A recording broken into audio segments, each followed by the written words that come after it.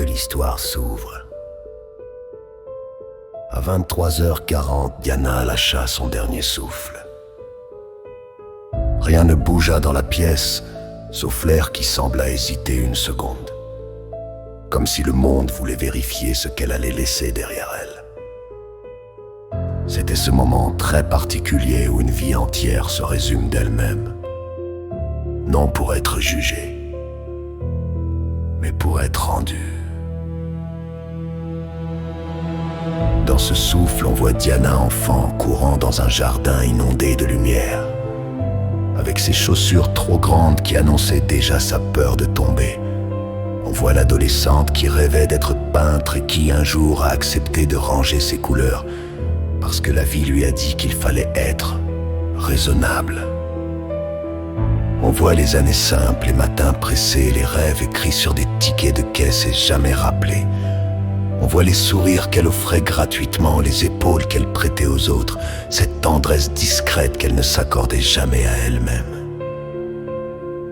Les regrets viennent aussi, mais sans violence. Ce message qu'elle n'a pas envoyé, ce pardon qu'elle n'a pas su donner, ces jours où elle s'est effacée pour épargner les autres. Pourtant, au milieu de ces images, il y a les petites victoires dont personne ne parle. Avoir tenu bon, avoir aimé malgré la peur, avoir survécu aux saisons difficiles. C'était ça, ces prodiges de minuscules actes de courage que personne n'applaudit, mais qui construisent une vie entière. À mesure que son souffle s'éteint, une vérité simple se dépose. Diana n'a pas été parfaite. Elle a été humaine et cela suffit pour remplir un univers. Au moment où son corps se détend, une dernière idée traverse son esprit, douce comme une conclusion. On ne vit pas pour être remarquable, on vit pour laisser un peu de lumière dans au moins une mémoire. Ce n'était pas le paradis, ce n'était pas l'enfer.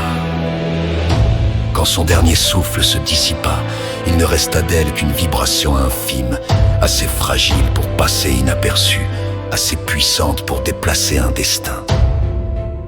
La terre continuait de tourner indifférente, mais dans une fibre cachée du monde, quelque chose s'était déplacé. Un éclat de lucidité minuscule, semé comme une graine dans la conscience humaine, qui germerait un jour, bien après qu'on ait oublié son nom.